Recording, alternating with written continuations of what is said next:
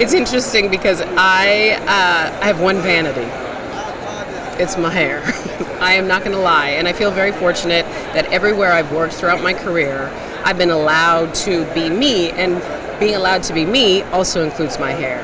I had a couple of situations here and there where the suggestion was made, why don't you cut it?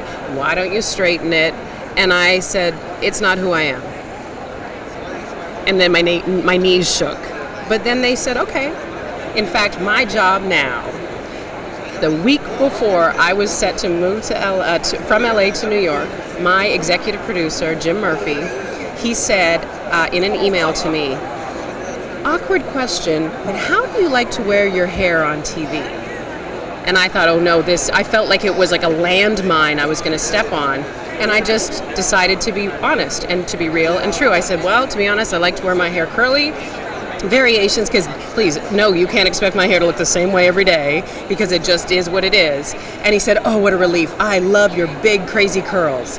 And I almost cried because I knew that he wasn't going to ask me to be anything else but who I am. So my hair, in a way, is a metaphor for that for me, that I am always true to myself. Look, I like to play with it. I like to run a curling iron through it. I might straighten it. I might blow it out. I might do a faux hawk. Not yet.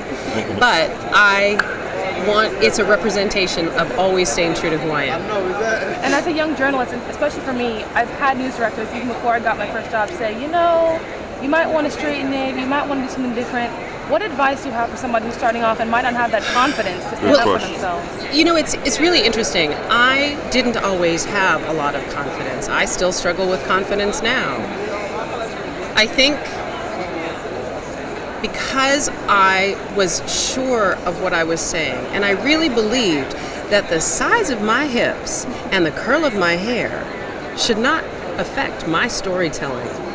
And look, we all understand that this is a visual medium. We gotta look good. I get that, and I'm not gonna fight that.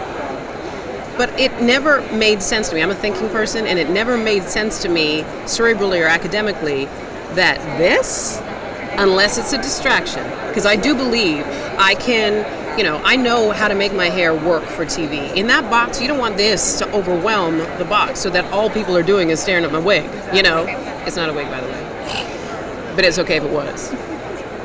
So he's really going to zoom in. Come on, get in there. It is Go not ahead, a wig. you can touch the back. But I also feel that we have to find a way. And one of the things I might suggest for young people is to work with a stylist. I did. So that they can help you. Sometimes it's just getting the right cut. Sometimes it's getting the right product. Sometimes it's getting the right style. Because I don't believe that our hair looks the best when we're trying to make it look another way. I think of it like vegetarianism. If you don't like turkey, why are you going to give me a tofurkey? Give me some really great prepared, delicious vegetables, and I'll get down. Don't give me a fake turkey. You see what I mean? Yeah. It's the same kind of thing. If we can make our hair look the best it can be, and we are fortunate because now there are so many products and there's so many hair experts and so many blogs and Pinterest and things where we can get the advice on how to care for our curls, moisturize them, care for them, cut them, style them, that we can look professional. Exactly. And I don't know if you think of yourself as this way, but I consider you a trailblazer. I really do. I saw your Lord, hair. child, I'm too young to be a trailblazer. I saw your hair and I was like, yes, thank God. Do you see natural hair, curlier hair becoming more present and more prevalent? I do. I remember not that long ago, and I wish I could remember which NABJ it was, but I remember getting into an elevator. I would have been working in San Francisco at the time. We were traveling to one of the cities for the conference, and I got into an elevator with a young woman who wasn't we were probably peers in the same age range. And she was so struck by the fact that she said, "You get to wear your hair like that on TV?" And I said, "Yeah." I was a little stupefied. I said, "Yes." And I was working at cable at the time, which I am again now. And I said, "Yeah, I do." And she was so impressed. I think there's a big difference between the West Coast and the East Coast, the South and the North. I see that there are differences in regions, and I know there's difference in styles too, which I appreciate.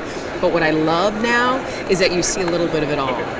You see our girl on MSNBC wearing her braids. You see full natural hair. You see curls. You see it all. And I think that's the way it should be. Hello, we don't all come in one size, shape, and color. And just my last question, why do you think it's taken us so long to finally embrace our hair, especially media, but just in general? I have no idea why it's taken us so long. Well, I mean, I suppose I do, right? It's been a long road, and it is a long road. And certainly we know that we're not there yet, whoever there is. We are continuing to evolve as a people, as a humanity, and as a race. And I think it takes time for us, right, to find that voice, the spine, the strength, the way to interpret it.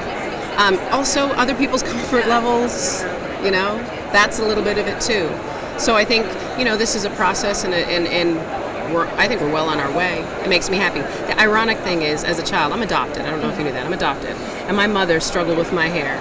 And I remember she kept my hair short. I had big curls, and it was just like a little puffball all my life until I got to control the hair. And I told her I was going to let my hair grow long. And that's another reason why I have it now. It's a bit of an act of rebellion. I fully admit it. No, really, if you are tired of that dress, send it over you can just mail it to me. I'll be very happy. I watched your piece. You did a piece about her. I did. Finding her birth father. Yes.